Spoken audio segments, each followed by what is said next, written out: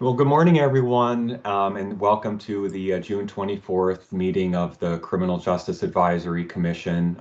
Mark Pelka, and sincerely appreciate you making time today. I know that we all are coming off a very intensive period of work over the last several months, and I know people are managing multiple competing priorities and obligations, and making transitions into, I guess, the true summer, which launched 3 days ago. Um, but I know for you all, the work never stops. So it means so much that you've made the time, especially because we have a 2-month hiatus coming up from the CJPAC. I thought it would be very important for us to come together as a group again so that we could share with you the latest monthly indicators and trends. We have 2 monthly indicators reports to go through. I'll hit the highlights of those. We also made a 9 or 10 slide presentation highlighting some of the key observations in the report. And we wanted to share some of our findings from that, as close to real-time analysis as we can get. We provide a number of questions to the group to seek input and reflect sort of the limits of what we can obtain through our analysis. So to the extent the members of the group would care to share insights or ask questions or weigh in, I'd be grateful to hear that. I think it would provide for a stimulating discussion as we progress in Connecticut through various stages of reopening, affecting the entire state, having a direct impact on the criminal justice system and the operations that you all manage within your agencies and the core work of your organizations that you represent. We wanted to reflect where we see the indicators as being as of June, the midpoint of the year, and try to forecast, anticipate what changes will come in the year ahead. After going through the monthly indicators reports and the presentation, I wanted to just allow some kind of focus points for discussion to the extent members of the group would care to weigh in. And the 3 items that I'd like to ask and see and kind of gauge the group's interest and thoughts on weighing in include number one, some key priorities for your organization or agency for the next 6 months, looking ahead to the remainder of the calendar year. Number two, any opportunities for collaboration that you see with other members of the commission or other points in the criminal justice system that you wanted to flag here. And finally, priorities that you see for CJPAC when we resume meeting in September, so that our division can use the interim time to dive into those topics and to prepare and line up content that will meet your priorities for the meetings that occur when we resume in September. We're a bit shorthanded today in the division, so you'll see me trying to span the work that I know somewhat well for what I do, but also Kyle, who had kind of an urgent matter to attend to. So I will be subbing in and trying to speak data. And so you can imagine the catastrophic events that could unfold as I endeavor to do that. Luckily, I have our esteemed coworkers in OPM, from Kevin Neary to Maurice Reeves to Patrick Laka and others to lend me a hand. So bear with me through that. Why don't we, if it's okay, I can say a quick hello to the folks I see here in the meeting. I know we're fortunate to join by both members and other members of the commission, as well as staff from agencies and organizations. So I will try to focus on the members that I see on my screen here. And then I will invite anyone I may have missed to introduce him or herself, as that can tend to happen when I go through the long list. But looking at the screen, I see Commissioner Quiros. Sir, it's a real pleasure to see you. Thank you for making time this morning, as to your other staff as well. Good morning, Mark. Good morning to the group. Thank you. Great. And I see Deputy Commissioner Carlos. So glad you're here, ma'am. Thank you for joining. And good morning, sir. Good morning to everyone. Morning, ma'am. I knew you had celebrated a graduation in your family, and I heard another one occurred. So congratulations, ma'am, to your loved ones for their academic accomplishments, and best wishes to their summer dreams. Thank you. Very good. And I see, okay, I believe that's it from the DOC, and forgive me if I'm missing anyone, it's not intentional. I see Judge Carroll and I see Director Gary Roberge from the Judicial Branch and the Court Support Services Division respectively. Good morning, Judge. Good morning, Director. Morning, Mark. Good morning, everybody. Good morning, everybody. Glad you're here, gentlemen. Thank you so much. From the Division of Public Defender Services, Attorney Rapillo, so glad you're here, ma'am. Good morning to you. Good morning, everyone. And then from Department of Mental Health and Addiction Services, Dr. Norco, and I see also Chris Burke here. Thank you, gentlemen, for joining. Glad you're here. Good morning, everyone. Good morning. Thank you, Mark. And I'd be remiss if I didn't take this opportunity to again congratulate Commissioner Delphin Rittman for being selected by the Biden-Harris administration to perform such a crucial role in the administration in the area of mental health and addiction services. The administration keeps putting our state on the map, but then pilfering from the tremendous skills and human assets we have in the state. But what a way to highlight and showcase Connecticut's accomplishments in this area by her elevation to serve at the federal level. Best wishes to everyone in Demas during the transition period. Chief Mahoney, it is a tremendous pleasure to see you here on the screen. Thank you, sir, for joining. You are filling the void and the broken heart I feel over Chief Kinney, but I cannot be more grateful for having your representation. Thanks to the CPCA for making the decision, and thank you, sir, for your time. Thank you, sir. Glad to be here. Terrific. Lieutenant Foley, Brian Foley, glad you're here, sir. I did hear from Commissioner Ravella that due to an unexpected conflict, he could not join, but said we'd be in the department would be represented in your very capable hands. So we're glad you're here, sir. Thank you for joining. Yeah, he exaggerates sometimes. Good morning, everybody. Oh, terrific, sir. I see some from the victim services, victim advocacy community. I am grateful. Lucy Nolan, thank you for joining. I knew that Director Beth Hamilton had hoped to join but had conflict too. So I'm glad you're here. And I should add that I did receive some written input to my question prompts from Beth, and I'd be happy to summarize them or defer to you, whatever would be the best way to get the Alliance's input across when the time comes. Okay, thank you. Either way. Thank you.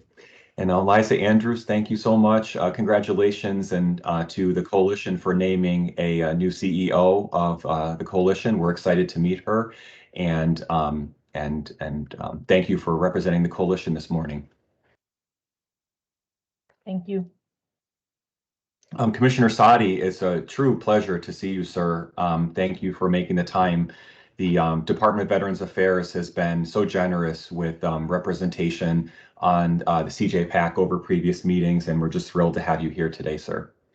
Thank you very much, Mr. Chairman. I apologize not being on camera, but I'm traveling right now. And thank you so much for the warm welcome. Look forward to continuing our great work together. Over.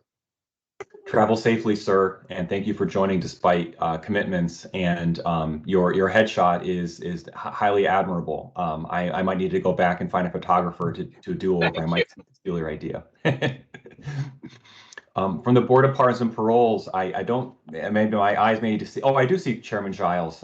Thank you for joining, sir. I'm so glad that you're here. Good morning, Secretary, and good morning, all. Thank you. I see Director Sparacco is joining you, sir. You are, as always, surrounded by expert and capable staff. And I believe perhaps Bill Morris Diaz is here as well. So thank you so much for the board for extending yourself, sir, and your team. Thank you, and Lee Floody. Thank you. And Humayun Beg, Director Beg, I'm glad you're here. Your presentation at the April CJPAC meeting received such plaudits for the number of speakers you had lined up to go through the latest developments and evolution of the Connecticut information sharing system, the electronic workflow, and others. Glad you're here, Director Beg. Good morning. Thank you, Mark. Glad to be here. Oh, very good, sir. Let's see if I'm missing anyone. Have I inadvertently overlooked any members of the CJPAC Commission? Sorry if I have. Please feel free to unmute and say hello to the group. Very good. Well, thank you. Well, I had shared with the members draft minutes, and I wondered if anyone had any questions or concerns at the outset about the minutes. Very good. May I ask for a motion to approve the minutes, please? So moved. Thank you, Director. Appreciate Director Roberge. Thank you. How about a second from anyone? Judge Carroll seconds. Thank you, Judge Carroll. Appreciate it. So, Attorney Rapillo, thank you for your attempt. I'm sorry. I think Judge Carroll's a bit quicker on that one, but I'm looking for you next time, ma'am. But thank you. And if I'm not mistaken, I believe the Division of Public Defender Services recently relocated to a new space. You seem to be settling in nicely, ma'am. I know there was a bit of a tough transition to accommodate given the files and everything, but I hope that everything is going well for you and your team in the new location. No, it is. We were a little perplexed by the decision to move us mid-pandemic, but everybody's all settled in and I can't complain about the space. Thank you. Okay, very good. Very good. Oh, good. Well, thank you. I'm gonna, if it's okay with everyone, launch into some of the analysis that we prepared today. I'm going to be sharing my screen in just a minute, and because we did prepare a presentation to go through it. I think because the monthly indicators reports are just a little bit hard to share on the screen, I'm going to weave some of the kind of highlights and takeaways from those reports into the presentation I'll be going through. Just because I think, putting up the, PDF file on the screen and zooming in and zooming out could give people some motion sickness. So we do have 9 slides that I'll be going through and highlighting some of, again, the key takeaways. So I'll hopefully do that, but I would be so grateful if any member would like to unmute him or herself or raise their virtual hand or contribute in whatever way makes the most sense to them, because my goal is to share the analysis we've conducted and vet it and gauge reactions from those who know the system the best through their operations. I'm going to go ahead and share my screen to get this underway, and you can go ahead and get started. I believe I've done this now. Very good. I'm just going to put this on, and we'll start the show. Okay, I'm going to have to share. I'm going to switch my screen real quick just because it moves over, and I don't want to show you. I'm going to show you the full slide. Thank you for your patience on that. Okay, just one moment. We're almost there, everybody. PowerPoint has the interesting move of begins on one screen, the presentation starts and leaps to another. So, okay, very good. Is everyone able to see the full screen slide, I hope, at the moment? I think it should show CJPAC June 2021, the cover slide. Yes. Yeah. Okay, sorry, thank you. Sorry. Well, good. Well, the first slide we wanted to share was an update for everybody, and I should note that now that this slide is on the full screen, my visibility of the members has diminished. So my efforts to keep a close eye on the hand raising or your reactions will be a bit compromised. So please use that as an opportunity to be extra assertive if you wish for weighing in, and I will be attempting to pause through the slides. For consistency and follow through sake, we wanted to share an update on the OPM correction population forecast. And perhaps Commissioner Quiros or his team may have some thoughts on what they're seeing on this slide or a subsequent one. Is the correction population forecast was released in February of this year. It predicted a stable DOC population through the 2021 calendar year. And the actual correction population has remained on track with that forecast. We are currently 51 people off. I know that I love to recognize the team that I get the pleasure of working with when they do for their tremendous work. But I do think it is really exceptional to be within 51 people of a close to 9,000 person population in the Department of Correction. But I also want to be, flag, and you'll see in the future slides that we are aware this is a period of flux and transition, unpredictability, and that flux is, no more apparent than looking at the period from January 2020 to January 2021, that 12-month period, when in the first 3 months the population was again on track before the impact of the COVID-19 pandemic started in March. And during the subsequent months, there was a steep decline in the correction population. A note that the vertical axis does not start at 0. So this chart, by attempting to home in or zoom in on the monthly trends, does exaggerate. We are not nearing a 0 population. We are at 8,914 as of the publication of this report. But in the period from March through June, the population has been on track. And we do estimate that it will remain on track for the months to come. And we hope this is a helpful forecast for the best available evidence we had of where the population was trending at that point. Both the steep decline depicted in 2020 will be explored in the next slide, and some dynamics within the DOC population regarding the types of charges that people have will be explored in the slide that follows that.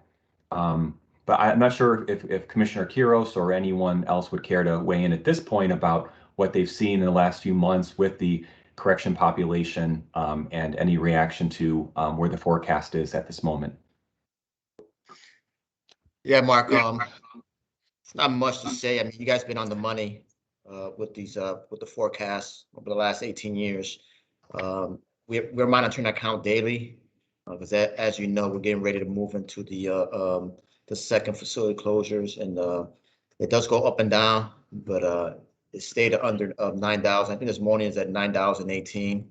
The uncensored population for the male and female have gone up, but not to the numbers that we've seen before when they're at peak. So I'm hoping that for the next 6 months that you guys will be right on track with and the count will be right on track with what you guys are predicting, so that we can move forward and with the many changes that are coming forward for us.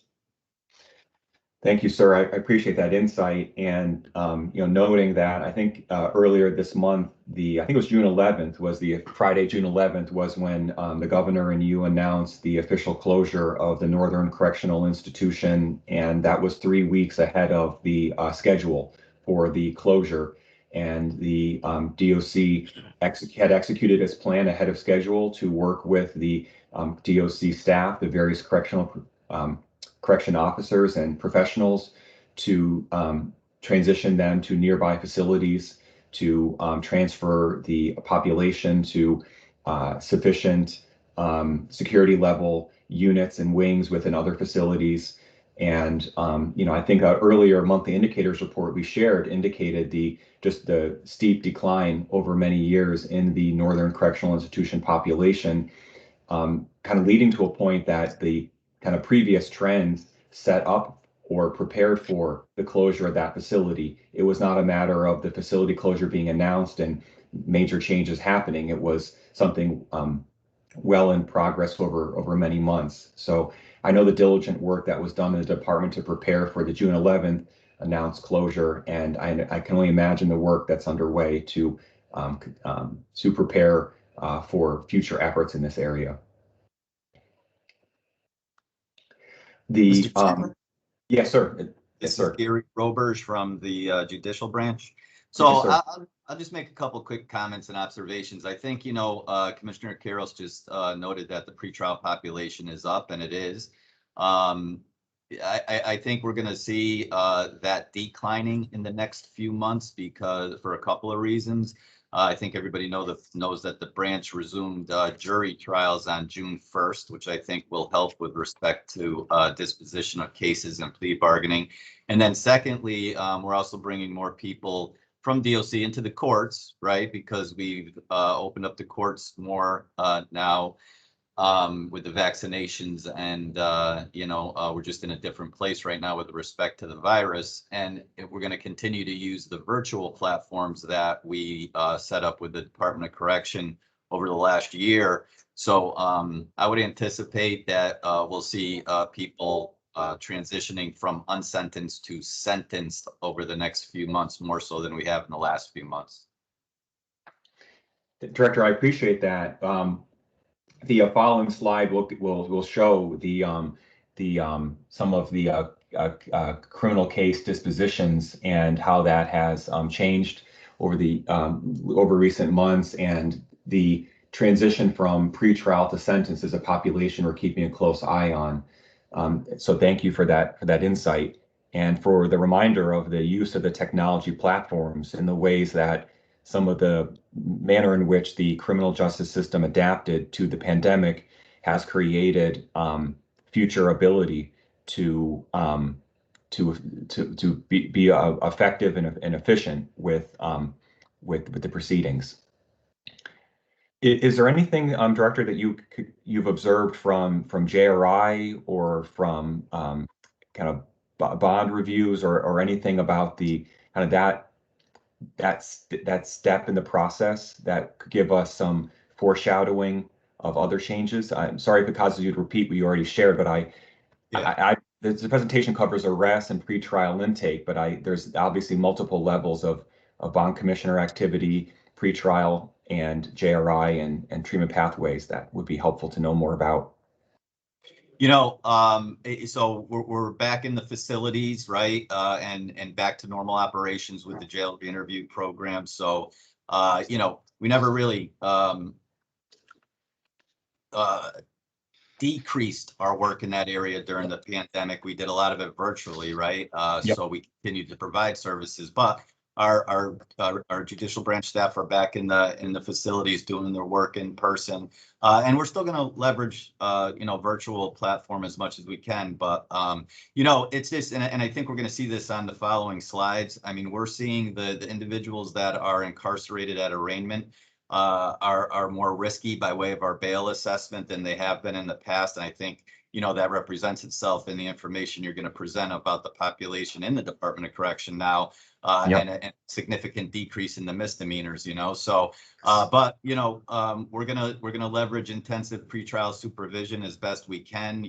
That's a service the branch provides with our probation staff for pretty risky pretrial cases. So we have JRI looking at that release alternative, and we're always working with the Department of Mental Health and Addiction Services, and hopefully we can expand the treatment pathway program. We've talked about different ways of doing that to try to get individuals with substance abuse problems out pre-trial, right, in different court locations. We have it right now in 4 locations. We're hoping in the next year to expand that to a couple, if not 4 more locations throughout the state, which could also help with the pre-trial population.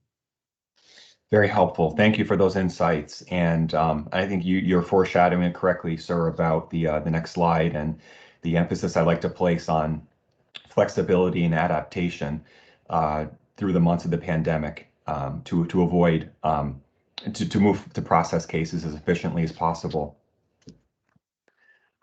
Are there other thoughts or reactions or questions from commission members about the first slide? Okay.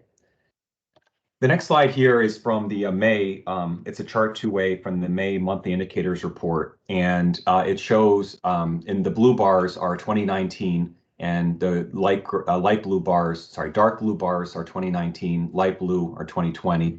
It shows the number of criminal case dispositions by month from January 2019 to December 2020.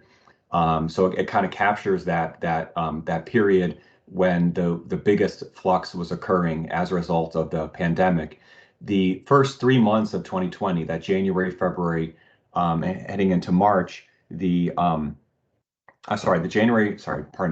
and February, the first 2 months of the year, 2019, were relatively on track. Only a 5% difference in 2020 compared to the prior year. Relatively predictable direction until March came, when you see the steep drop in the number of criminal case dispositions and then in April, a dropping about 99% from one year to the next. It shows in that period, though, there was a swift resumption of review of cases involving the courts, prosecutors, and defense counsel to work collaboratively to hear the cases. And by July, dispositions reached nearly 60% of the prior year's level. And it's because of that innovation, collaboration, and hard work, the dispositions reached 70% by the end of the year. And that was a massive effort that required new methods of prosecutorial and defense attorney review of dynamics in the cases, prioritizing based on seriousness of the charge and circumstances in the case to move those. You know, it shows the initial sudden dramatic impact of the pandemic, and it shows and then followed by the gradual increasing and return to 2019 levels. That helps me to appreciate if that collaborative effort and innovation hadn't occurred, the even greater bottlenecking that would have occurred of the cases.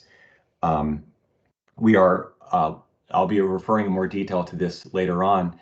Our division is working incredibly hard right now to prepare for next month's prosecutor data report, in which we will be looking in these criminal case dispositions in greater detail to try to study the ways the cases were resolved and compare them to the prior year. So we're hoping that there'll be an even more nuanced review of use of Denali, dismissal of cases, use of diversion programs, and other interventions during this period of time.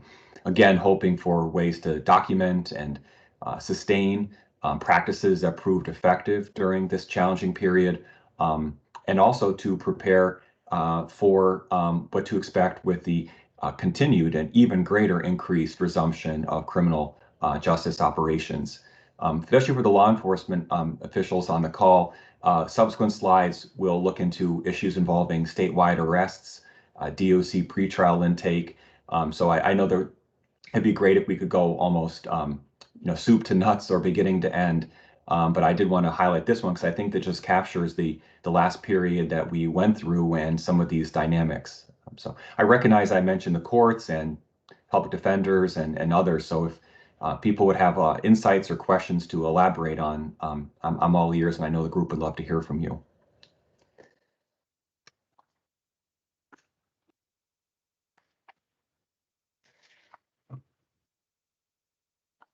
The next slide comes actually chart 2A from the June monthly indicators report, and Commissioner Quiros had helped earlier by making some allusions to it, and I think also to Director Roberge. This column chart here stacks the charges that the DOC population has, broken out by percentage.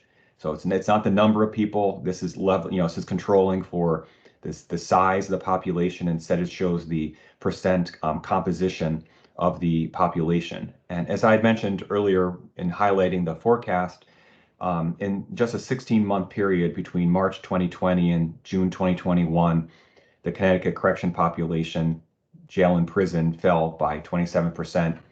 But that decline was not uniform across population by the charge that they had. And we're using the term charge because this encompasses people held pretrial and people who have received a sentence. Looking back to the earlier period, looking back to March 2020, for example, the 32% of the correction population was held on unclassified felonies. That unclassified felony consisted largely of probation violations or drug offenses. But by June 2021, the far right column on the chart, that percentage of unclassified felonies fell by 8 points to 24%. You might also look at the top row. That gray area there consists of people in the DOC whose most serious charge is a misdemeanor. It hasn't changed much between March 2020 and this month, just two point difference. But it did put in perspective that 6% of the DOC population had a most serious charge of a misdemeanor during that time period. Two subsets to focus on that I think stood out to us in doing this analysis is the two lowest components of each column.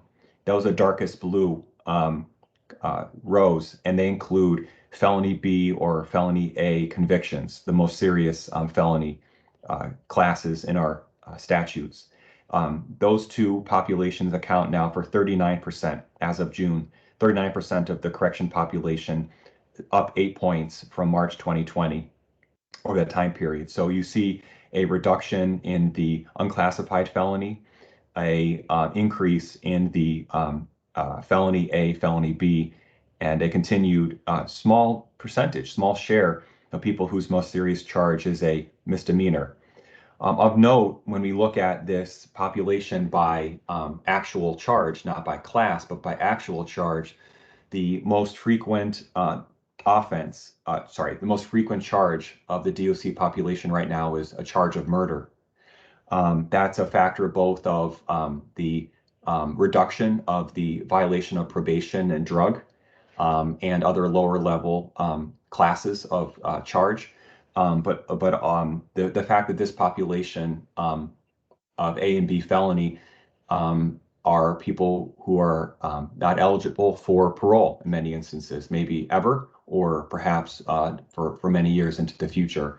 It also reflects perhaps the overall effort of this state and others in prioritizing correction capacity or correction environments for people with the very most serious charges or people who are at the greatest risk, with a larger goal of using front-end capacity, supervision, community treatment, community programming to focus on recidivism reduction, changing behavior, and those more sort of swift and cost-effective responses. So I think that the composition you see here with the changes from left to right in the classes that comprise the distribution in the correction population is reflective of a long-term goal of what correction can best do.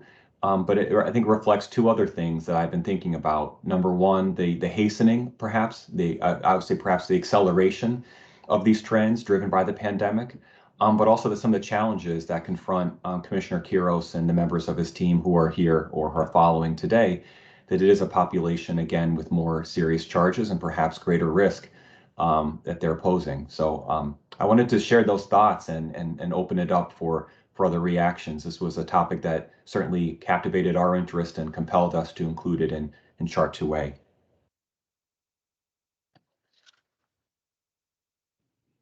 Hey, Mark, Commissioner Quiros, just one request.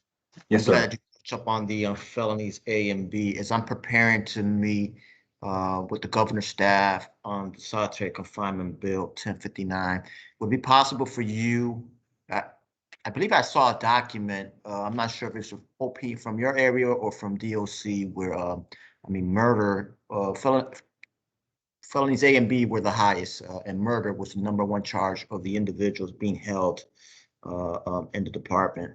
So if you got any numbers that you can give me, provide me, that'll be some great resource for me when I meet with the governor's staff. Sure. I think that may have been a DOC document, but I remember seeing that analysis, and we certainly we included, but in the limited real estate we have in our monthly indicators report, we cited the change to charge, but focused our column on the class. So absolutely, I can work with you and your team to locate that analysis. And this is something that we'd be happy to return to in future monthly indicators reports or other documents, because I think it's a change that's of note in the population, and it's something we want to delve into. And I do want to note, I don't want to paint with a broad brush. It can be a level of precision I want to maintain in my language that offense type is different from risk of recidivism. So if I talk about the higher felony classes, those are composed of more serious charges and convictions, bodily harm, sexual assault and rape, and many more, crimes against children and more. But that's a different a paradigm to look at the risk of recidivism. So you've got to do both. Those are key components of the overall case. But I think in terms of the use of corrections in relation to the other options that are available to the criminal justice system, it is apparent to us that there are fluctuations that have occurred in the composition by charge over this period, and it's one that we want to maintain a focus on.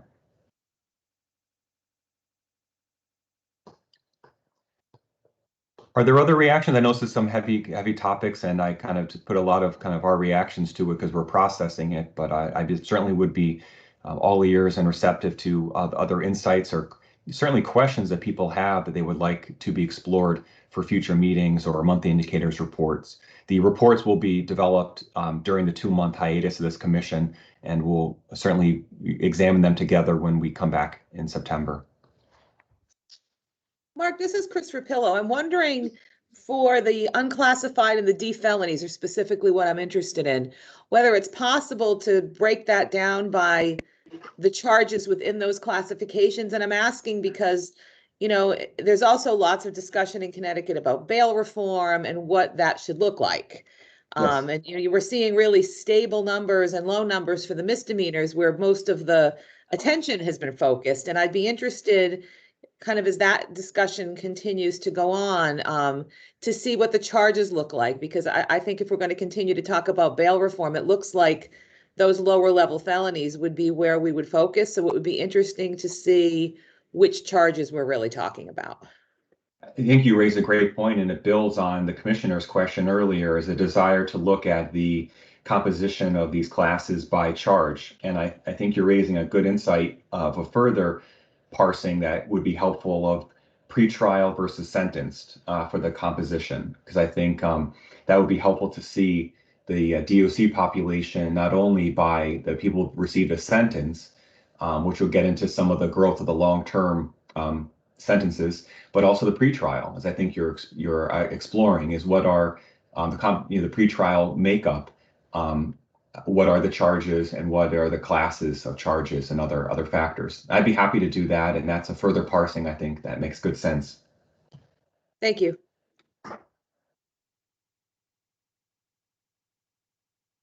Very good. Other thoughts or questions or reactions? I've got some good content to delve into for future meetings and reports for sure. Chairman, this is Sharonda. Hi, sir. Would it be possible, would it be too much to go back possibly to do like a 5-year comparison? Maybe sometime in the fall, just to see, even for the Class A felonies, just to get more of a snapshot of what we were housing before in regards to felonies, the Class A felonies, the type of felonies, and what we have currently. Because sometimes I think, you know, of course we see the percentage, but to see how things have shifted, especially over last summer and this year with those who have been released, just to see what we're looking at and what's left within DOC right now. Would that be possible? Would that be sorry for I was gonna say, would that be possible, or would that be something that's a little too strenuous?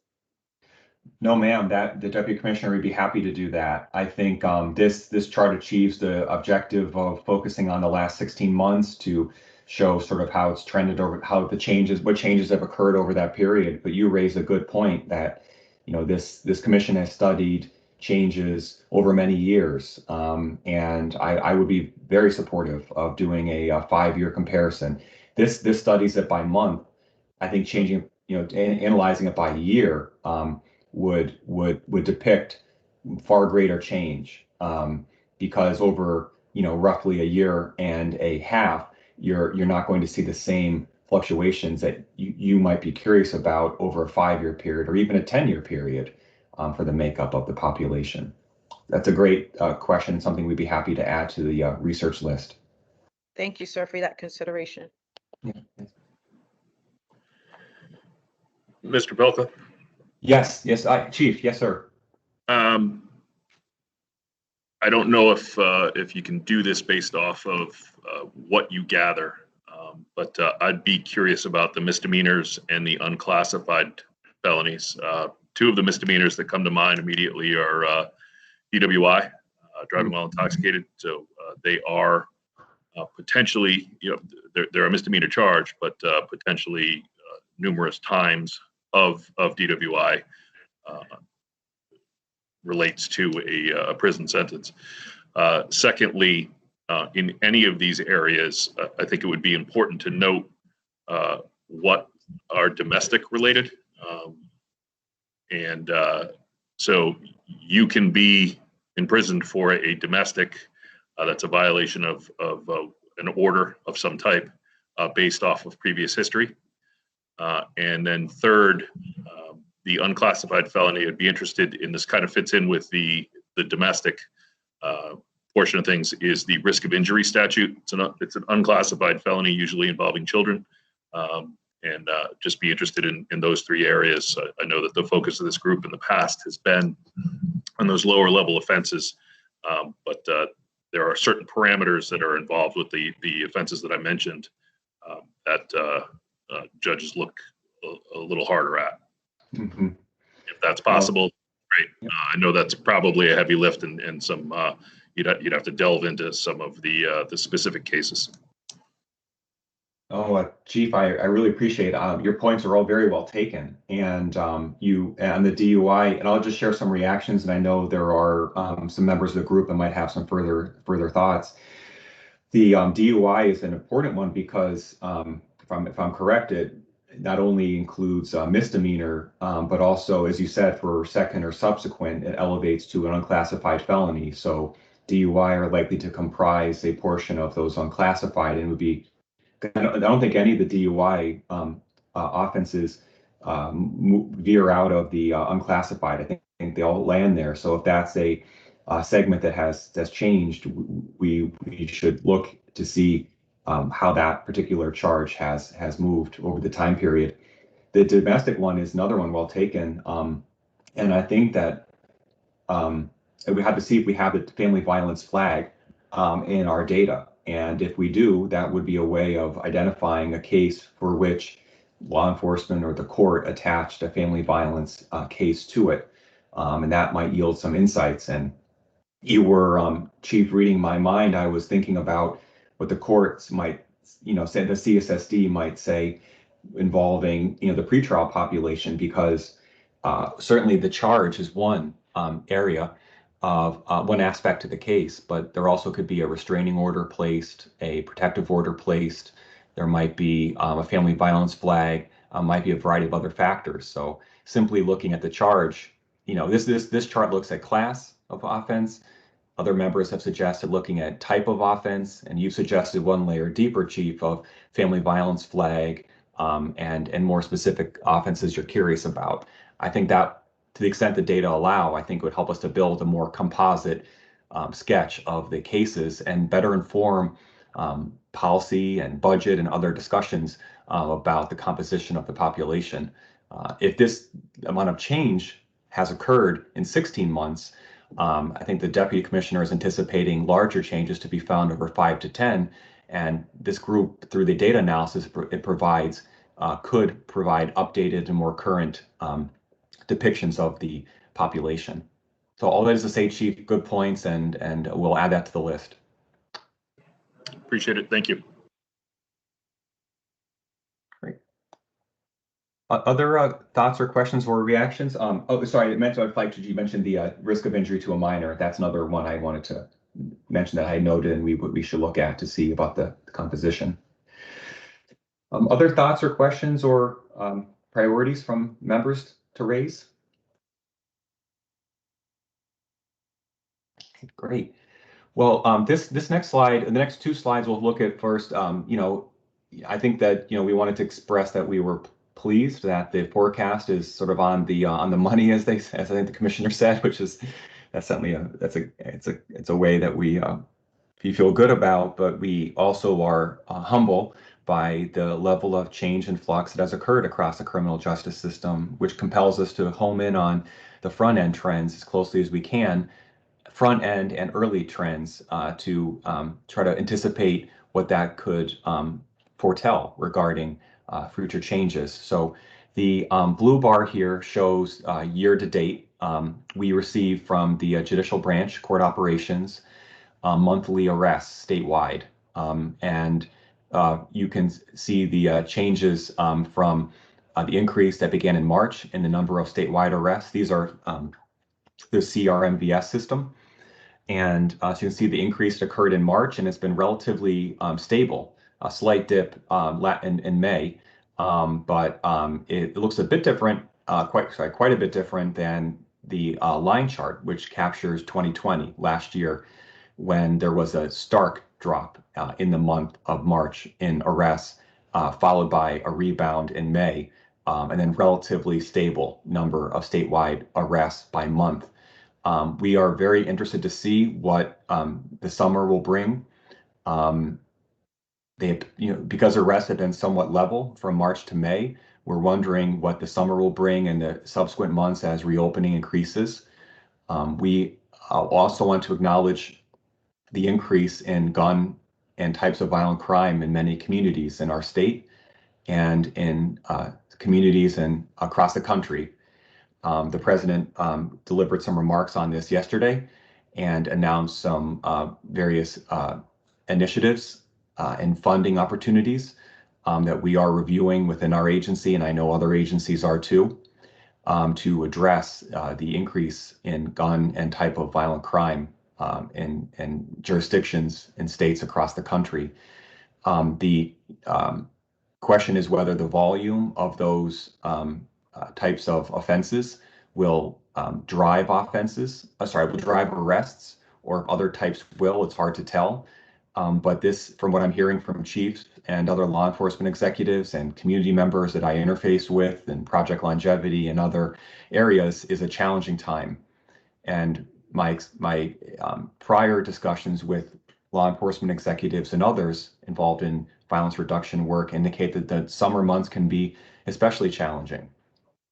So, I think I'm left only with questions about what June through August will bring in relation to the prior year, given the factors that I mentioned. Perhaps a countervailing force is the continued and increased reopening of criminal justice system operations, thanks to where we're progressing through the pandemic. Perhaps that will have an offsetting effect on the typical summer challenges that occur in many jurisdictions across our state. But this is a topic that I think I turn to first when I open the monthly indicators report, is where are we on arrests? I'll make one additional comment, and something that we are striving to do within our division is to really broaden the scope to include more front-end system trends. This obviously is an aggregate arrest total. There are efforts, of course, through larger jurisdictions, CompStats, where we can acquire weekly crime data. CPCA, I know, collects data. I know DESPP collects data from both our resident state trooper jurisdictions as well as others. We are striving in our division to collect, analyze, and report more real-time crime and arrest data. We are trying to work within the capacity we have to achieve that. It's a priority for us, and we're hoping to have progress in this area in the future because it's that important. This is the indicator that tells us so much about what's to come and depicts the front end of the system. So I hope this is helpful. We're close to close to half a year of calendar year data on arrests, and I put a few questions up there. I know we have a number of subject matter experts in areas of law enforcement, public safety, victim services, and other areas. So did want to open it up in case anyone would feel compelled to ask questions or establish other priorities or otherwise weigh in on what they see here.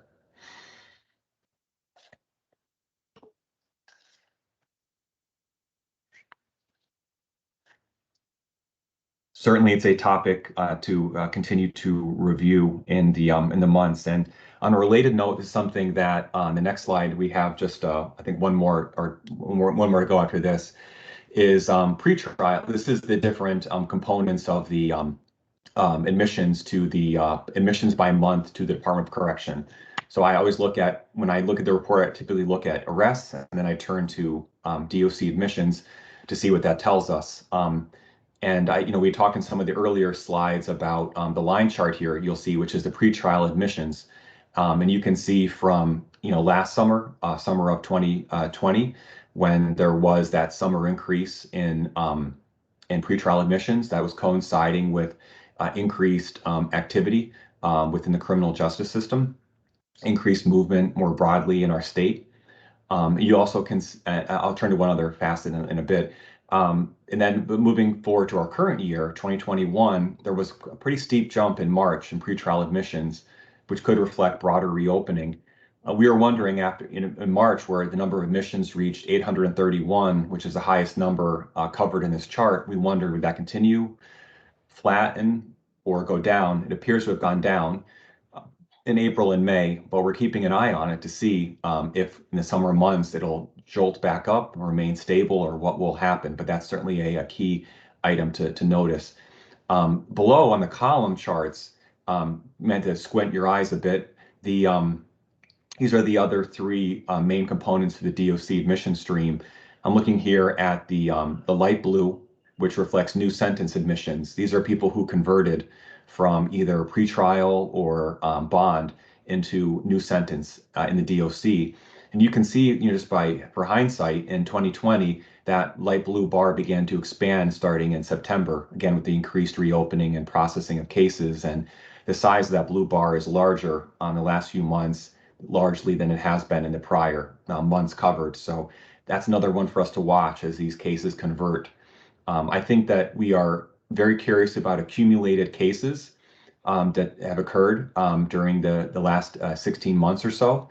And I think there's obviously an impact on law enforcement, wondering about charges that have been filed against individuals, whether on a summons or an arrest, wondering what the processing of those cases. I know prosecutors and court ops and public defenders are concerned about called accumulated cases or backlog that await along with current and future activity. And then I think also the new sentences tell me some intriguing points the DOC might be wondering about, which is people have accumulated pretrial time during the pandemic and are now converting to new sentence. What effect will that have on ability to deliver timely programs and to process people through in preparation for the Board of Pardons and Paroles, in some cases to review, and others? I do wonder just about what that accumulated effect will be, all the way from law enforcement and victim services to the courts, prosecutors, defenders, to the DOC and the Board of Pardons.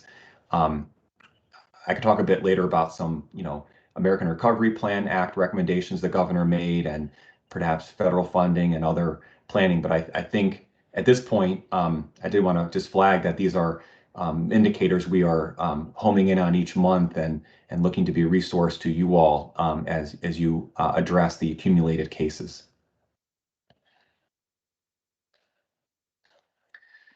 I would note, just for fodder for discussion, I'll open it up in just a moment if anyone would care to flag a question or a reaction or a thought, an insight they may have, is the changes in the size of the probation and the parole population during the last 16 months.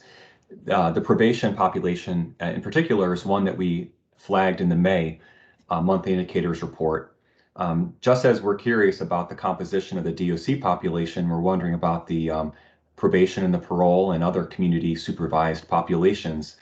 The probation population reached a lower level than we've seen over the years we've collected the data, as a factor largely driven by fewer people beginning new probation terms.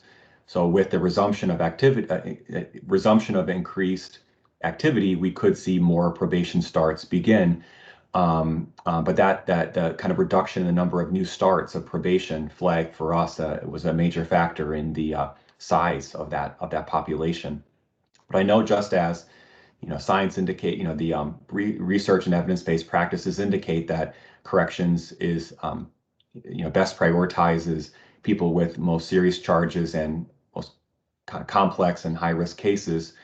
Supervision is the primary investment for recidivism reduction, the combination of effective supervision and programming and treatment. So we'd like to monitor those populations and hope that the size of them enables the systems to focus their resources most intensively on higher risk individuals and cases. I apologize for putting so much out there on this slide. Clearly it sparks enough thought and reflection, but I want to, again, provide as much fodder in case it reaches anyone on the commission with reactions or questions or topics they'd like to be analyzed. So again, so it's a bit of a free for all, but everyone raises such thoughtful insights. I'll open it up for any reactions or questions from the group.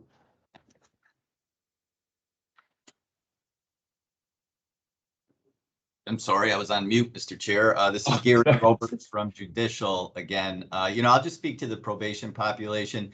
It's been amazing the last, 12 to 14 months.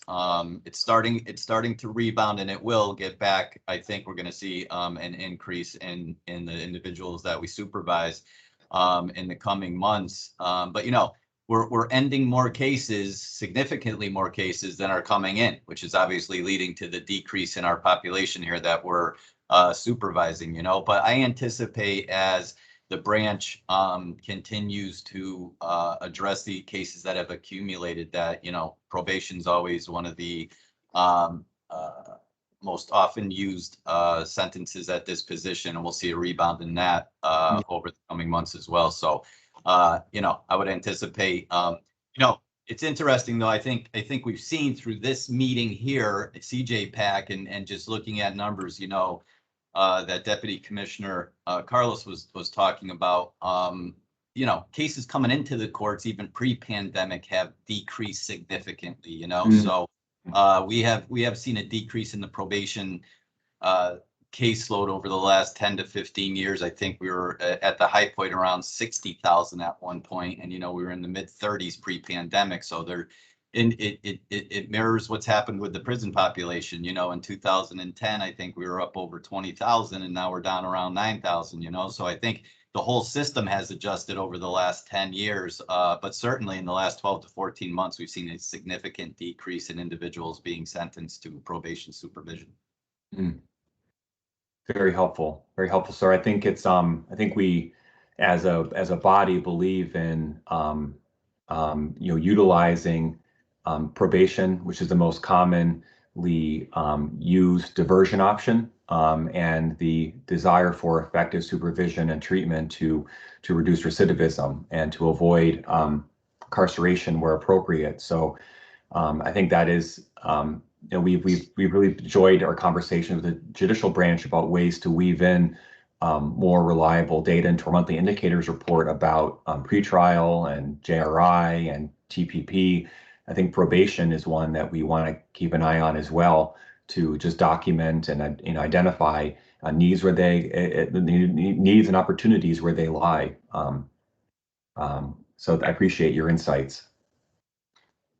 If I just could, Mark, I think looking at probation numbers, you're really going to have to take a long view as well, because as we're working on the accumulated cases, these are old cases. These tend to be kind of more minor cases that might have warranted probation, or might have resulted in a probation sentence had they been resolved sort of more quickly, more normally, if we had normal court operations. And I think what I'm hearing, at least anecdotally, is cases, for folks who haven't reoffended, who haven't come back into the court system, who might have gotten an initial period of probation, maybe you're not, because if they've gone 15 months and we haven't seen them, they're just not moving into that set of services because they've kind of aged out of them already because they had to wait so long. So I do think we'll have to see where this goes. It'll probably rebound as we start to resolve cases on a more timely, as we get rid of the accumulated cases. I'm trying not to use the word backlog. But I do think some of the decrease in probation is just that folks have been out and not getting into trouble and are getting a different resolution. Yep. That's a helpful insight, and I think you're right about the impact of at least the deeper analysis we did in the probation. We looked at both the new probation starts as well as the split sentence starts. For the new probation starts, they fell by more than 2/3 in the summer of 2020. And the number of people starting probation terms after incarceration, which I referred to as a split sentence, reached an all-time low of 180 in April of this year. That's almost half the number from the prior year. So you're right. It's and this would be an type of analysis we don't think we've done before of the defendants with a filed case. Well, I guess I could say, and I could speak to something about it, is when we did the prosecutor data analysis presentation last year, we found roughly 13 months passed between the filing of the case and the dismissal of the case. That was an interesting topic that I think deserves more analysis and research, but it did indicate to us that there is a period of time that spans the introduction of, again, the filing of the case and the resolution as a nollie or a dismissal. That work is done on that case in the interim. Referrals to a state diversion program, use of a non-judicial sanction, continuance of cases, you know, and the continuance of the case involves what I feel, I don't know if this is a proper term to use, there's some level of case management that seemed apparent to me in reviewing the data, that people are performing community service, people are avoiding arrest, people are attending treatment, doing programming. So I want to share that insight, and Attorney Rapillo, please correct me if I'm wrong, if this doesn't apply to the case of COVID, but it, you know, if that is, you know, an observation that is accurate, and from my point of view, then that played out during the pandemic, that cases were being continued and some level of work was being done on the case while that person was awaiting trial. So there is a lot of work that's done that occurs pre-adjudication, I guess is what I'm saying. And forgive me if I'm stating the obvious or tripping over my terms. I'm trying to match some analysis we've done in this area to the practice that you know so well. Yeah, I guess my point is just that an indication that there's fewer people going on to probation.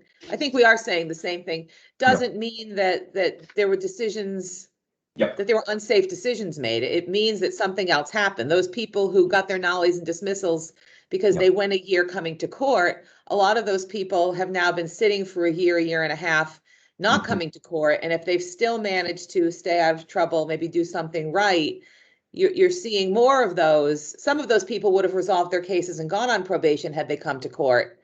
Yes. And so, I mean, they're still being seen. I mean, we individually looked at all these cases. We didn't have anything in Connecticut where there were just mass decisions made without looking at an individual accused and what we were going to do with their cases. I think that's still what's happening here, but the decision on how to resolve the case, you factor in the fact that 15 months have passed. Yes. And that will impact for somebody who stayed out of trouble, that will impact what the sentence is going to be. Absolutely. Thank you for stating it so clearly. That's a really helpful insight, and one to keep monitoring as the months move forward. Mark, I just wanted to interject and mention that Judge Carroll has his hand up. So okay, Judge, sorry, I mentioned earlier I only see the big screen. It's a bit of a limitation I'm realizing, team. Sorry, sir. No problem, Mark. And as so frequently happens in meetings that I participate in with Attorney Rapillo, she gives voice to and articulates the issues far more effectively than I'm able to do so. And what she said with respect to that cohort of cases that has been pending in the court since the pandemic began, and thank you, Chris, for not using the word backlog. I've actually spoken with the Chief State's Attorney about this and have expressed the same concerns and observations that Attorney Rapillo did, that the folks who largely have had their cases continued for extended period of times during the pandemic have been functioning on an unsupervised probation. And in many respects, as Chris noted, these are lower level offenses.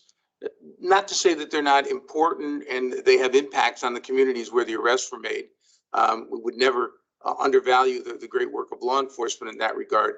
But had these cases progressed to the routine type of disposition in the GA courts, they likely would have gotten ARs or some other type of disposition, which would have resulted in them going into an unsupervised probation type status. So they've largely been in that status for the past 15 months. And ultimately what happens to those cases is going to rest in the hands of the state's attorneys.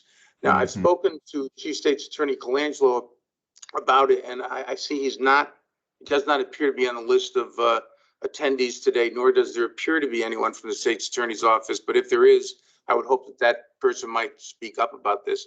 I've encouraged him to take a real close look at those cases as they're being redocketed. They're being redocketed in an expedited fashion now under the supervision of Judge Gold. We have staggered dockets morning and afternoon in the GAs in all of our courthouses now.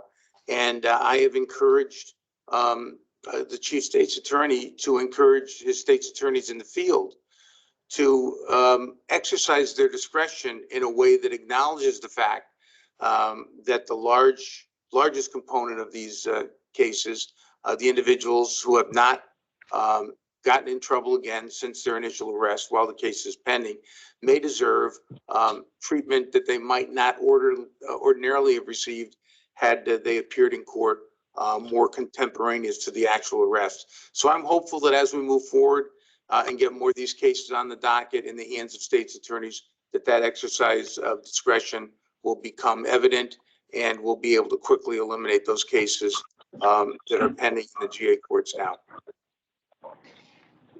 This is Mark again, and Judge, thank you for your insights on that. Attorney Colangelo did mention that he had a conflict today and could not attend. He told me that in advance. I neglected to mention at the outset of the meeting that he wished he could have attended but couldn't today. This sounds like discussion that should resume at future meetings that we have or other convenings. And I, from where I sit and someone who just looks at the data, Judge, I think that makes perfect sense for that approach, and it is in line with what we observed and have tried to highlight in our reports about the diligent efforts among prosecutors and public defenders and courts during the pandemic. Yeah, because generally speaking, a judge just can't look at these cases and say dismissed. Yes. We're really not permitted to do so. The discretion lies in the hands of the state's attorney. And in light of these extraordinary circumstances, I think they have to take a close look at how they exercise that discretion. Yep. Yes, sir. Thank you. Other thoughts? I know we've kind of merged a lot of different topics here. This is one chart, but I think it speaks to the case flow, operations, and other factors.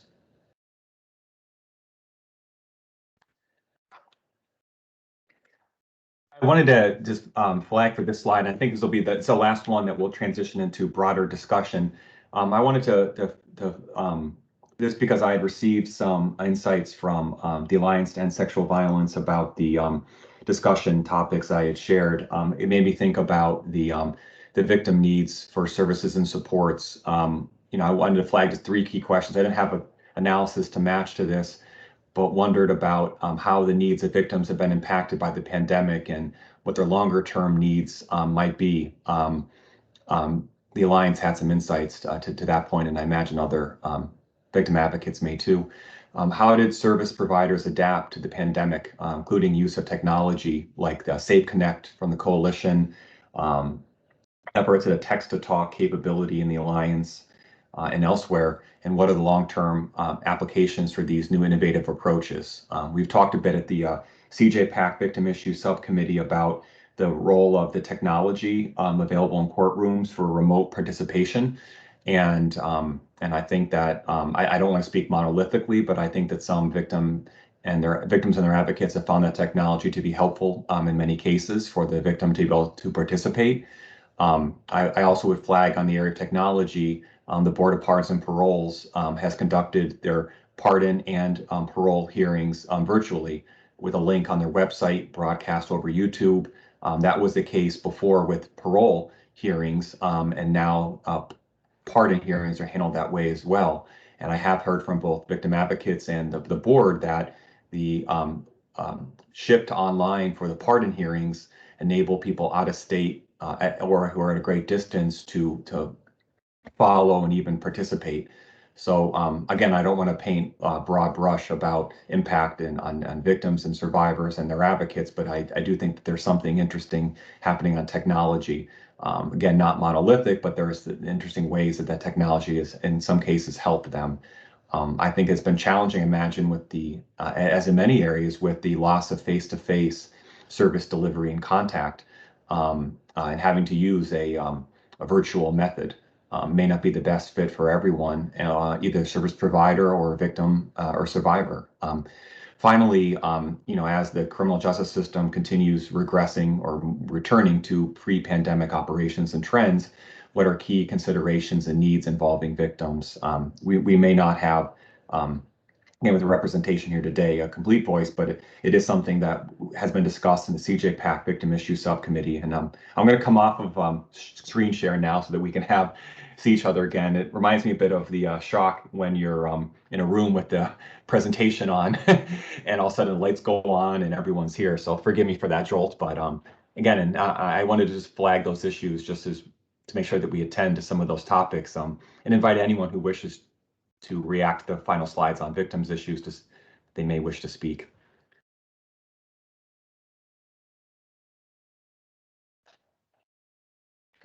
So, Mark, hi, this is Lucy from the Alliance to End Sexual Violence. And I think that what we're finding, it's interesting, we're finding that face-to-face, particularly for children, we're finding that there are a lot more disclosures once school started. And so that's I think it's something that we're really looking at and working. We're doing a summer institute this summer on child sexual assault and abuse, and working with community partners to be sort of a little bit more clear about what it is, what's going on, and how to work through it. But I wonder, I sort of was looking at the second to last slide or the third to last slide and thinking, as more disclosures happen, will we be seeing more action in some of the in court? So that could be, so there may be a delay. I think it's hard particularly for children to do something from home because maybe that it's happening at home. And so schools have been pretty critical, I think, for children and for some family members. But we are, starting on a text to chat platform. So we're hoping that will be helpful too, because, somebody can text on their phone and then we'll return the call to them and it'll go to our member centers. But our member centers are starting again they're doing the face-to-face. They've been back, but I think there's a little bit of a hybrid, but I think they're finding the face-to-face is a very important piece of what they do. Thank you, Lucy, and especially for raising the insights of schools. John Frasnelli from the State Department of Education had a conflict and couldn't attend today. It might be worth something to revisit in the future, perhaps in the fall, about given this disruption in in-person schooling and after-school programs, other factors. This is something that we could maybe spend some time on involving child sexual abuse. We've at OPM through the one of the coronavirus funds, we've discussed with the Alliance some ways to provide notice to school children about resources available to report. Mm-hmm. I think that I really admire the Alliance's attention to the increased disclosures and the importance of the face-to-face for providing that information. Thank you. Yeah, we were actually on the verge of sending something out to all the schools about prevention and ways to reach children and what they need. And of course, it was supposed to go out the end of March and it just didn't last in 2020. So we're back talking to SDE about getting that information out too. So, knowledge is power, right? I mean, yes. That's particularly when it comes to children and grooming. Yes. It made me think about the in terms of face-to-face is the multidisciplinary teams, the idea of having a single entry point for a child or another individual who's experienced sexual violence to coordinate. And that is harder when, again, we're not together. So it helps me to think about the impact of service delivery shifting from a virtual or in-person to a virtual setting. For the board, I know I could have just talked and highlight some of the technology that you used. I'm trying to be vigilant when I talk about other agencies' work. I get it right, so I would invite the chairman or director or anyone to elaborate or to correct anything I said in talking about your operation. I'll yield to the director. Oh, sure. Thanks, Mark. Yeah, I think with the advent of the video conference hearings that we started many years ago and adding the live streaming that we had to do through the pandemic, I think we've been able to reach a lot more individuals than we did before. And it's a process that we're definitely going to be continuing. So I've heard, as you have mentioned, we've had victims who have, through our victim advocates, stated that the forum has been very beneficial to them because they can attend the hearings. They don't have to take time off from work or be disruptive to their days in terms of making the time available to attend the hearings. We've heard from people on our pardons end where travel is no longer necessary to travel to the individual courthouses around the state.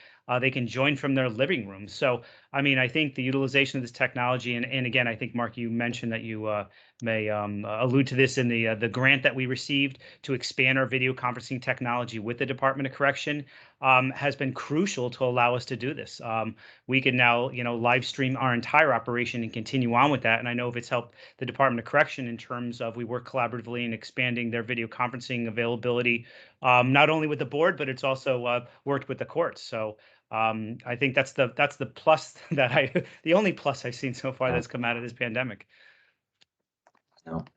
Thank you for that insight. And it's a sign. It's just, when we were hearing from different agencies how they had to adapt by the day to the impact of the pandemic, they drew on resources and methods and technology, some of which hadn't been used before or needed to be expanded.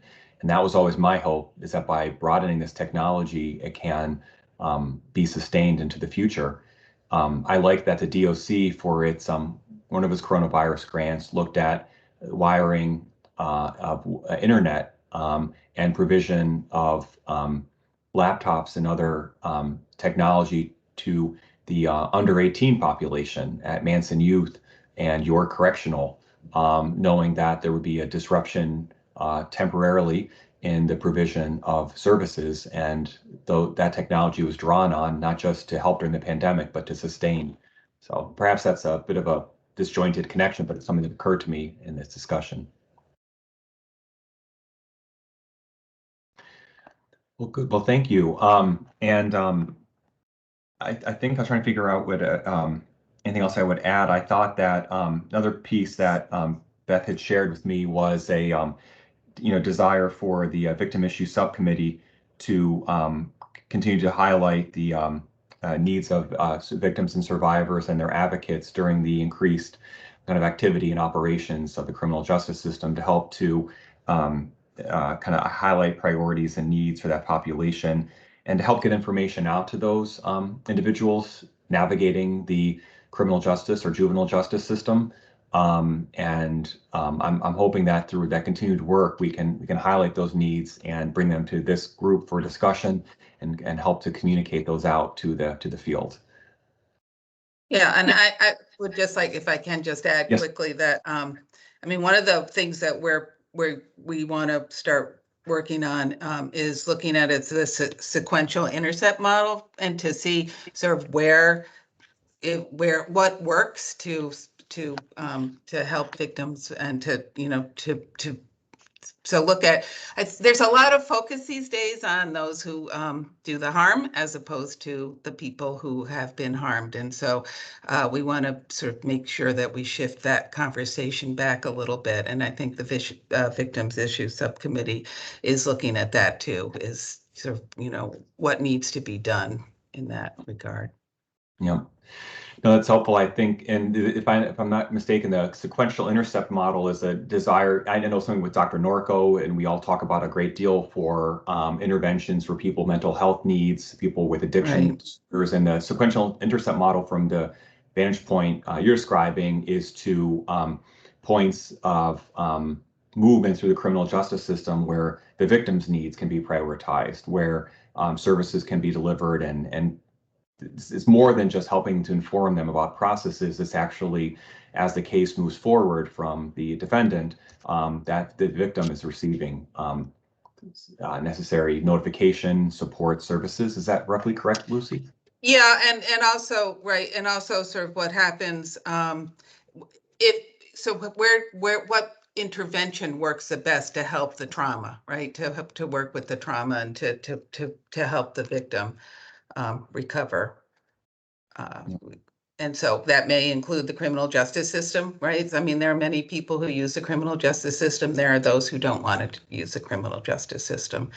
And so in that regard too, I'm chair of the sexual assault KIP initiative working group. And one of the things we're doing is looking at a model policy for law enforcement on working with sex assault victims. So we're really trying to, because we realized from our last grant that there is no model policy in the state particularly. So everybody's doing a little bit of something.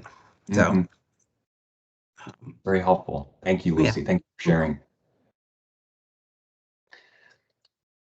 Well, well, great. Well, if I'm reading the group right, maybe we can make the transition to just broader discussion, and we'll see how it goes. Again, I know historically I sometimes could go around person to person asking for an update, and it always is a bit harder in a virtual setting to do that.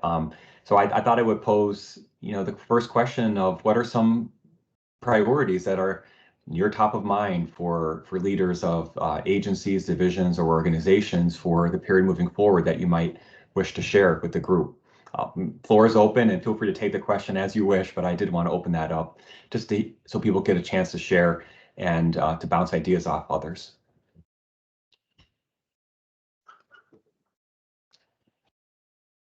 So Mark, this Commissioner Kuros. Thank you, sir. Yep.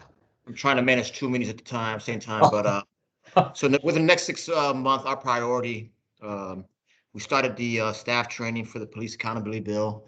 So we should be done within the next 3 months by the end of summer with that and be online to be in compliance with that bill. As you know, July 7th, I will be making an announcement on the Facility B, closing the second facility. That facility should be closed on or before January 1st, 2022. Then we're going to probably, as you know, Mark, and you've been here before with us this week, and the implementation of the Senate Bill 1059 when it comes to the visitation and the restrictions. We'll be heavily working on that. I'm glad that DC Carlos did actually for that question about the 5 to 10 year snap of our population. I think what we struggle a lot, Department of Correction in the past, is being able to paint the picture. I've sat around many times seeing CSSD testify, and their data is on the money, and they're able to paint pictures, and where elected officials and even government staff are able to understand what's happening in CSSD. And based on my experience seeing CSSD, we will, in the very near future, put together a data collection unit in order to have the ability and the data on hand. So when we go to these meetings to paint a picture, because if we don't paint a picture, we're going to end up with bills just like we saw this session with a Senate Bill 1059 that really makes it an unsafe working environment, not just for our staff, but for the individuals that are under my custody. To continue to be victimized and so forth. So, the challenge for us now is to put that unit together and be able to paint that picture. So shout out to CSSD, Gary Roberge and his staff. I mean, they're just doing an excellent job with the data, and that's where we're moving to next. And Mark, I think that'll be an area where we will be reaching out to you and Kyle to assist us with. And I think that's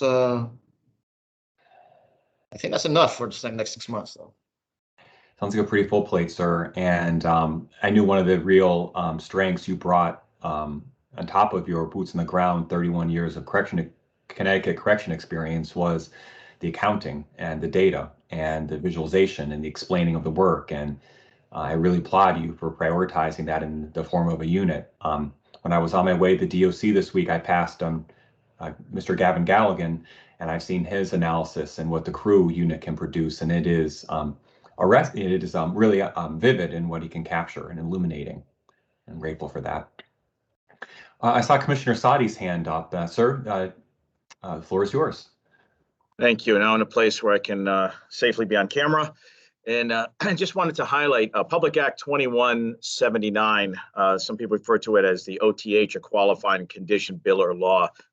What this goes into effect, I believe it's a 1 October date. It adds 2 qualifying conditions to what some of you may be familiar with. Again, there was a bill passed in 2018, which created 3 qualifying conditions for elevation of someone's other than honorable discharge to the state of Connecticut, considering it honorable or general under honorable conditions to receive state-based benefits. Those initial 3 conditions were someone being a victim suffering from PTSD, traumatic brain injury, TBI, or being a victim of military sexual trauma, and that one or a combination of those occurrences, more likely than not, were the primary factor in their other than honorable discharge from the military, called an OTH. Those of you who are familiar with it, if you have an OTH, you are generally not eligible for any state or federal benefits, including any pretrial diversionary programs, or other treatment programs that say a veteran under 27103A is a qualifying individual.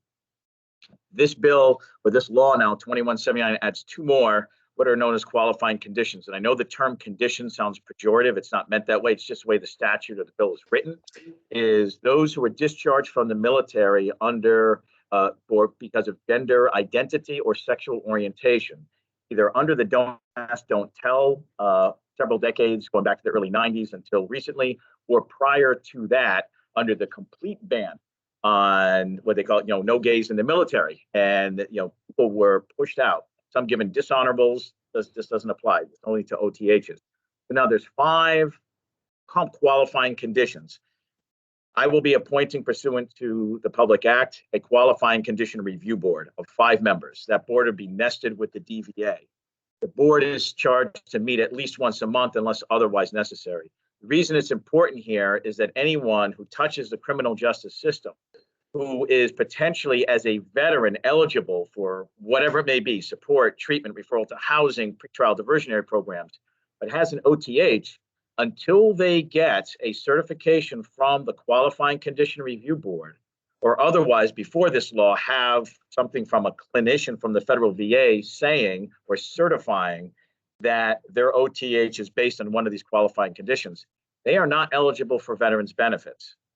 So that would come to the DVA. I'll be sending information out about the standing up of that board, the standard forms, and to an extent, I know we need to move things along from the standpoint of someone touching the criminal justice system. If they need access to those services and the board is not meeting in a regular meeting for, let's say, 3 or 4 weeks, we will have an expedited review process, or we'll call it a preliminary or presumptive review that will at least allow them to access those services before a formal hearing can be held. So that's it in a nutshell. The one dynamic you might see in 2179 is the way it reads. It looks like the 3 initial qualifying conditions, PTSD, TBI, and military sexual trauma, are a separate section and reviewed separately than gender identity or orientation. For purposes of the board operating, the board will have jurisdiction over all 5. We discussed that with the AG's office, with the OTG, and also with the chairs of the committee. It's just a quirk of the language where, candidly, we're going to follow the spirit of the law and weave our way through the letter till it can be cleaned up linguistically. But in the meantime, we feel that's a more efficient way. So there's one door, one avenue of approach that will be regulated by this agency. On that board will be all veterans, combat veterans, veterans who themselves represent individuals and are very familiar with the process, others who have done, just a variety of dynamic legal and non-legal work they've done in the community, and both gender and ethnicity and race diverse. So, subject to any questions, that's my update. Commissioner, thank you very much, and my gratitude to you for your efforts to implement this legislation with the establishment of the review board. And it seems like a commendable and commendable way to enable people with this discharge OTH to access the federal and state benefits of service. And of the 3 fact conditions you mentioned, the ones reviewed by the board seem really most compelling. I would just trying to read the screen to see about reactions, but I would wonder if there are people serving victims or survivors, people interacting with the court system as defendants, people on supervision or in DOC. Are there any anyone has any questions or reactions for the commissioner on this update? And Just Great. what's the effective date of the statute, Commissioner? Because we update our staff on kind of what the benefits and the information regarding to veterans. So what's So the effective date? 1 October for the appointment and standing up of the board. Also, just to be clear, it is only for state-based benefits. So for example, if you have a federal program that you're utilizing or referring somebody to, and it requires them to be a quote, a veteran under federal law, that means they must have an honorable discharge or an honorable or general under honorable conditions or an honorable medical or general medical discharge. This is solely limited to state benefits. And the other element there is that we will refer these individuals to either one of our veteran service officers or attorneys that do pro bono or reduced fee work to get them, hopefully, at least get them in the process of trying to get a discharge upgrade by the federal government that will then open up federal benefits. Over. Makes good sense, sir. And yeah, it's if there is an opportunity to distribute any materials on this, I would ask please any member of your staff to share with me. I would put it out to the members. If there is an opportunity for any in a future update or more review of this opportunities available under this new public act, I'd be happy to be of any assistance I can, sir. Thank you. Make sure we get the information out to yourself and others and more updates to follow. Thank you. Very good.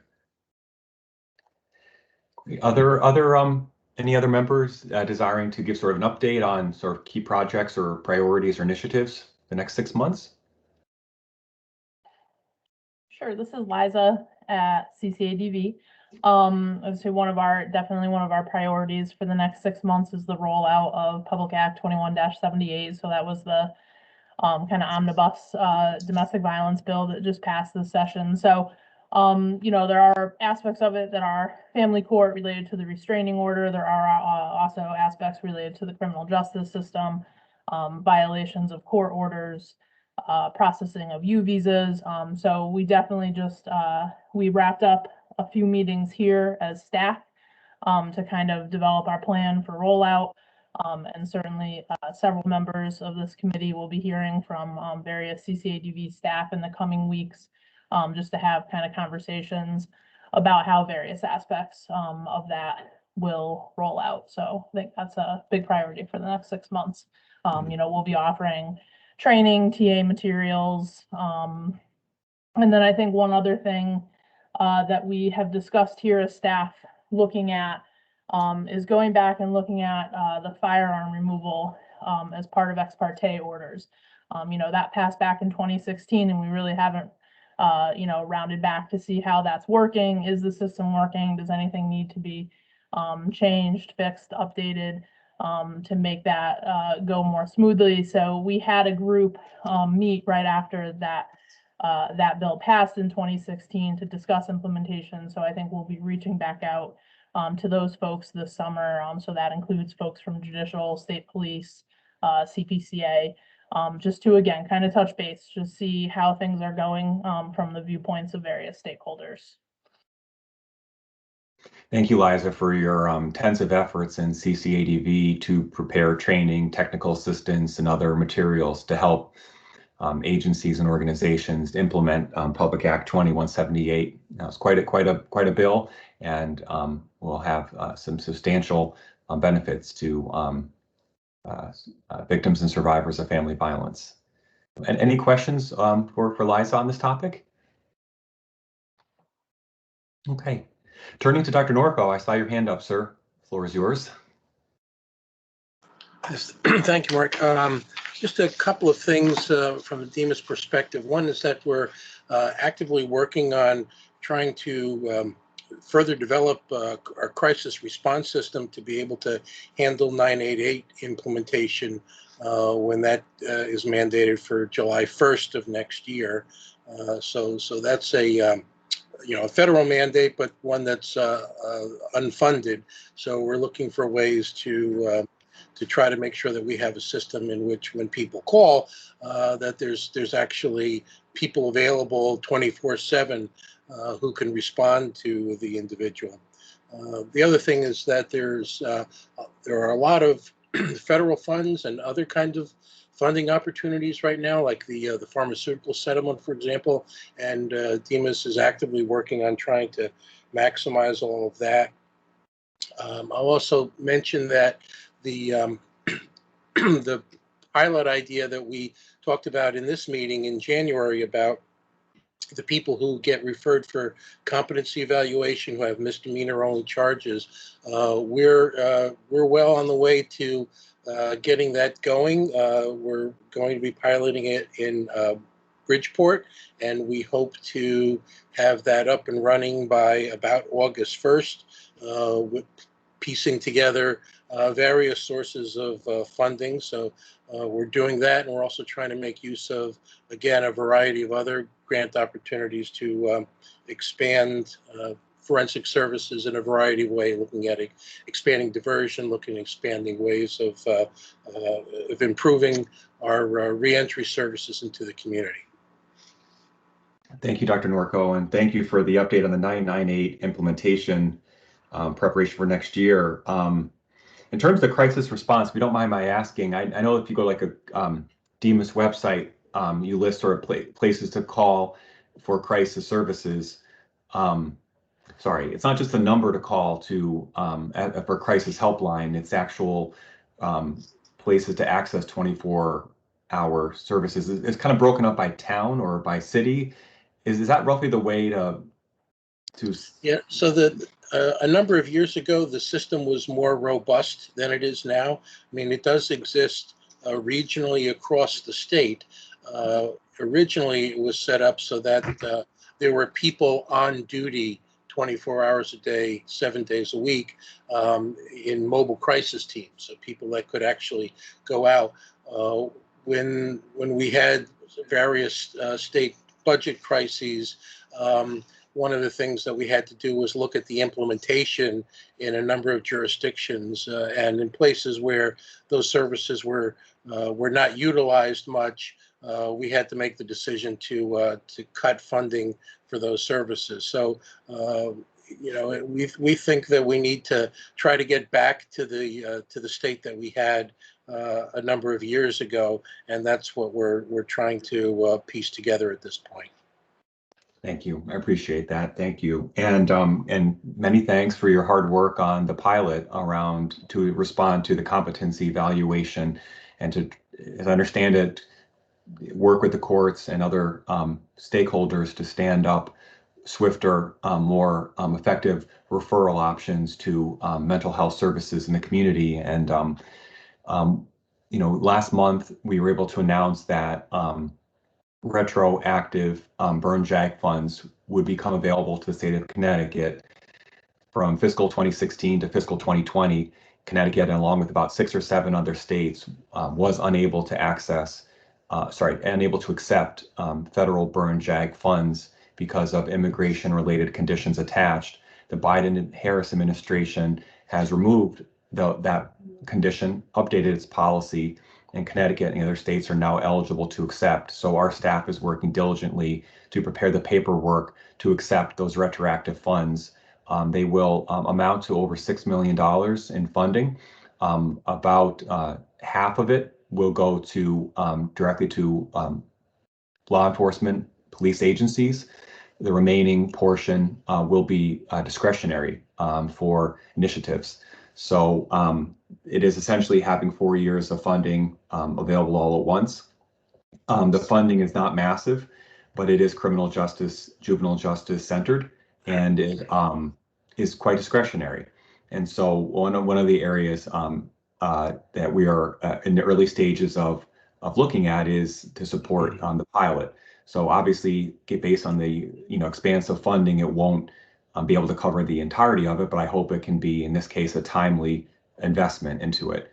From what I've looked at for prior burn JAG years, again, it doesn't tend to be large enough to cover entire new initiatives, but it can be perhaps a vital component for the overall aims of the initiative. The DOC warden,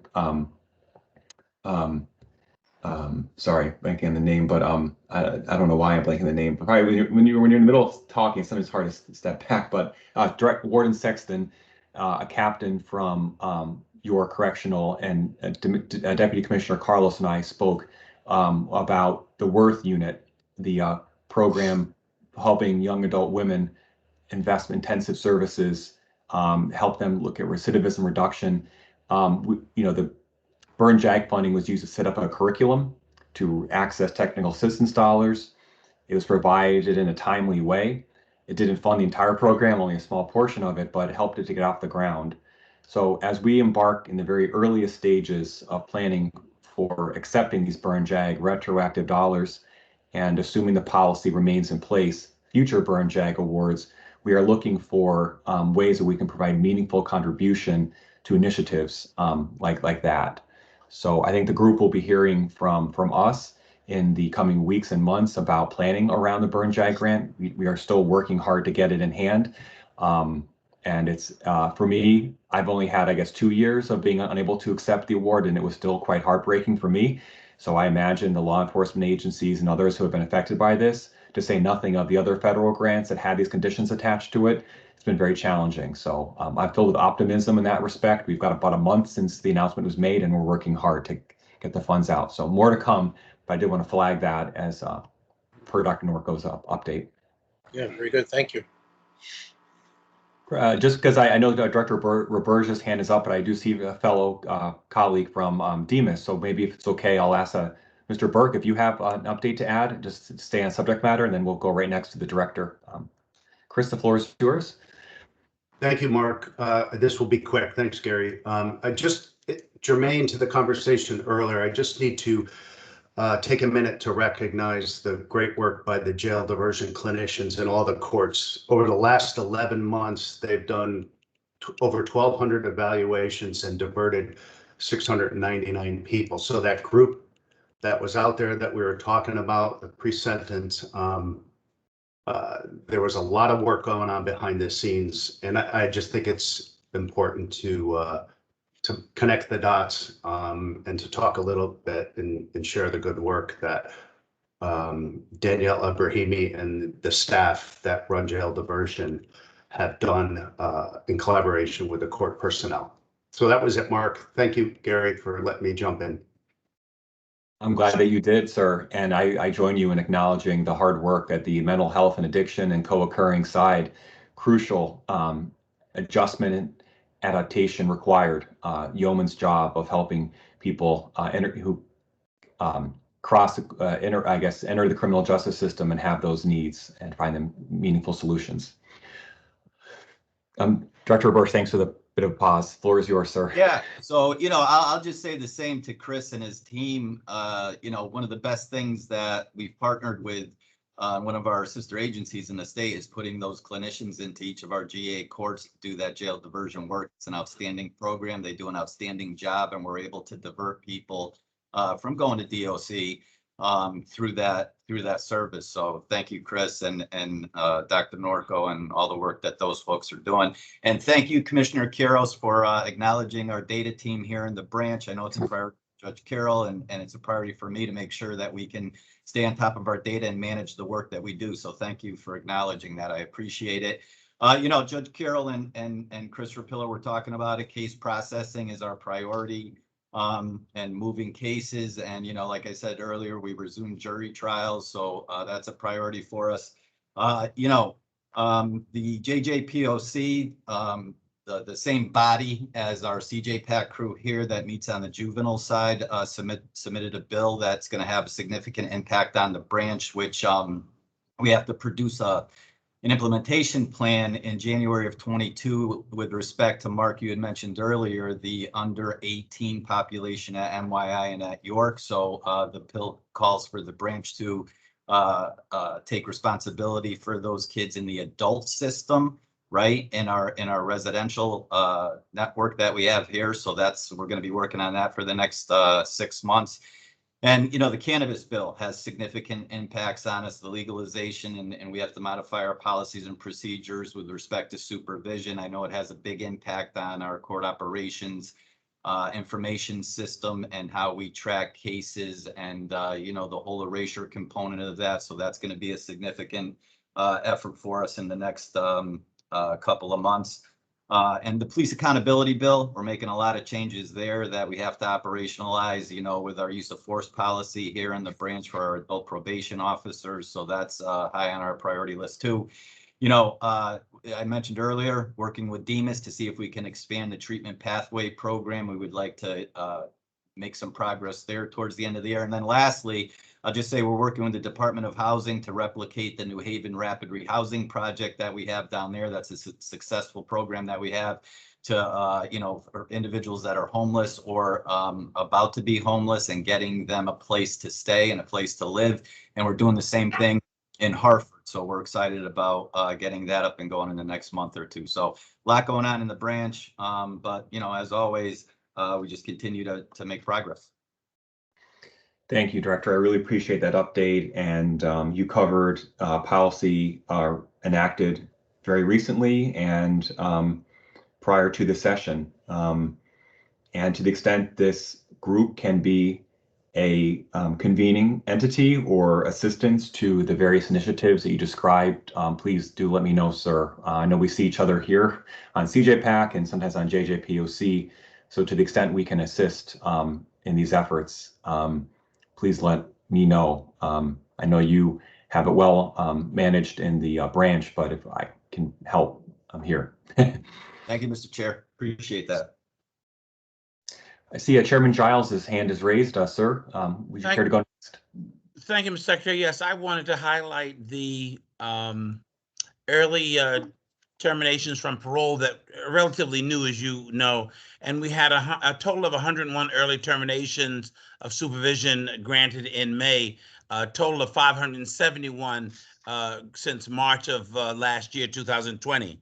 A total of 14 offenders were granted transfer parole in May, so we're trying to keep that up as well. And a total of 508 offenders have been granted transfer parole since March of 2020. And I think Director Sparaco had some additional numbers that he wanted to point out as well. I had a set as well. Thank you. Thank you, sir. Thanks, Chairman. Yeah, I think as the chair noted, our eyes have really been on our early termination of supervision cases, and we've seen about an 18% reduction. And I think Eric Ellison, who's on here, Director of Parole and Community Services, would concur. Numbers on special parole in the community are down, and these are many cases that people were on extended periods of supervision. So we see a reduction in about 18% of that population out in supervision, or what the board has jurisdiction over. Also, just to follow up on some of the numbers that you were discussing between pretrial populations, we're kind of keeping an eye on how that will affect the overall parole population. We've seen about a 25% decrease since May of 2020 to May 2021 in our hearings, and that is obviously as a result of less people being sentenced to periods of confinement greater than 2 years. So we are watching that. Hopefully we won't see a dramatic increase in those numbers, as I think it was already pointed out that a lot of people are being diverted, and hopefully that continues to trend, but it's not for the wrong reasons. We're also finding that people are doing well under supervision. The chair mentioned that we continue with the transfer parole numbers. We did a brief study on, people released to transfer parole under the pandemic, and we saw a 91% completion rate just from transfer parole transition to regular discretionary parole. And for some of those in the audience who don't know what transfer parole is, it's the release of somebody prior to their voted to parole date. So they've already been approved by the board for release. But usually that date is a few months in ahead. And on average, people are getting out on transfer parole about 3 to 4 months earlier. So it's a few extra months, but it's successful. So we've decided to continue with that process. And, at any point in time during the pandemic, we had over 150 people out on transfer parole. We're seeing that number moderate a little bit more now. So that's about all I had to mention or add to. Thanks, Chairman. Thanks, Mark. Thank you, Chairman, and thank you, Director. And if you don't mind, I'm realizing in my overview, I didn't mention one of the highlights in the June monthly indicators report is the increase in early terminations from special parole. And that touches, I've been the DOC, parole and community services, as well as the board, that the number of special parole discharges rose from 37 individuals to 110 individuals from April to May of this year. And the initial analysis we conducted suggests that the increase was due to the number of increase in number of eligible people and the number of referrals made by staff at Parole and Community Services under DOC as they reviewed eligible candidates and identified for the board individuals who may be appropriate for early termination. This policy, of course, was enacted and required an additional legislation to address concerns, I think, from the Office of Victim Assistance before true implementation could commence. This is the second time we've highlighted in our monthly the increase in the special parole discharges, which again retain the access to the victim to provide any input and is based on the person's performance on special parole, but it addresses one of the underlying issues, which can be quite lengthy, in some cases, special parole terms. So I wanted to applaud the board for its efforts and its collaboration with parole and community supervision. And Director, please, if you want to elaborate a bit or correct me, I stand ready to.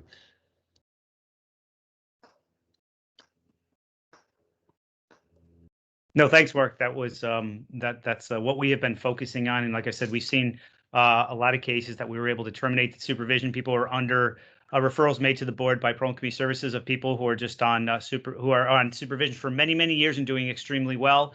However, it is important to note that it's not 100%. Our grant rate is moderated even with those discharges, around 70%. We do have many cases where there are where our advocates have referred victims over and there's impact in those statements. So we continue to monitor and watch that, but thanks. Good point. Thank you. It's good to know that level of review exists, just like your other decision-making points at the board. But it shows the analysis and evaluation conducted of the cases to make that determination. It's not 100%. Very well put. Great. Well, it's a topic we'll stay on top of in future reports and meetings and report out as developments occur. Are there others? We've got just about 5 minutes left and wondered, I know sometimes I do a poor job of bringing in everyone. If there are others that maybe haven't had a chance yet to speak and would care to weigh in, floor is open to you or to truly anyone for any kind of, as we move toward concluding remarks.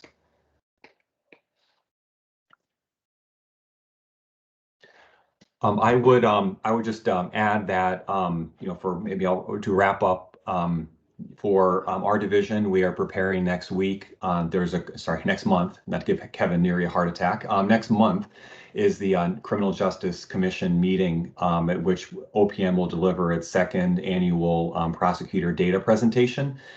It's a lot of hard work that the division has done, and I hope that the analysis will bring value to our discussion. So I would anticipate in the fall, we'd be happy to bring a high-level summary of that analysis. Our hats off again with gratitude to the Judicial Branch Court Operations for sharing case disposition data with us.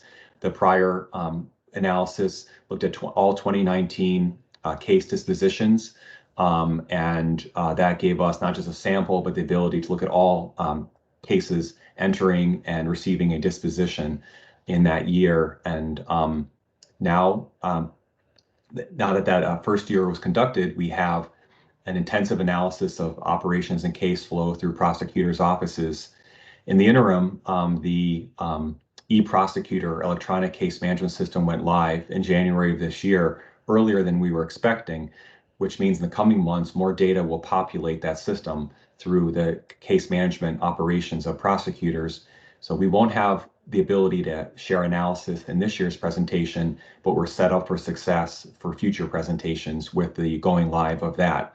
Even without that analysis, we are very optimistic about what we'll be able to bring back with another year, because 2019 provided us with a baseline of analysis. Now we can show 2020 and various prosecutor case flow and operations. And I think it will open doors to ways that cases were processed and handled, ways of dismissals and nollies and other efforts were done.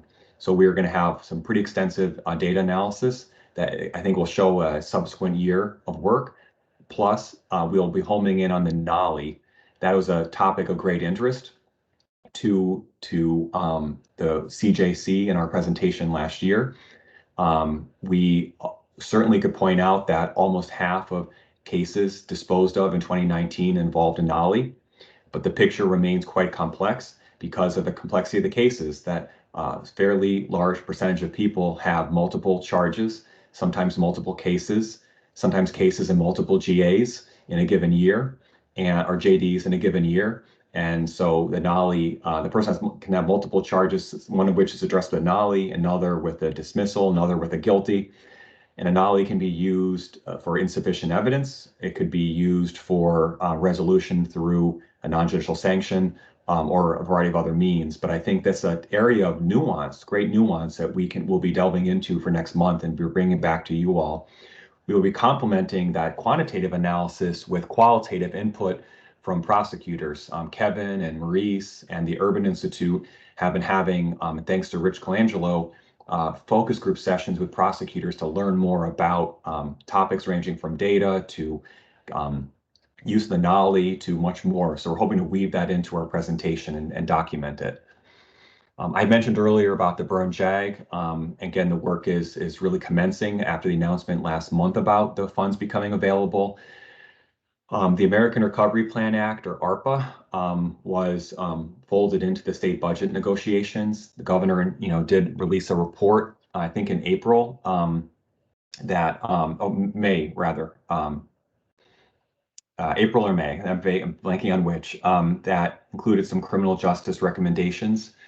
Right now, OPM is going through those recommendations and comparing them to the state budget allocations of ARPA to determine where there are investments that were not initially recommended but were added, or ones that were recommended but not included.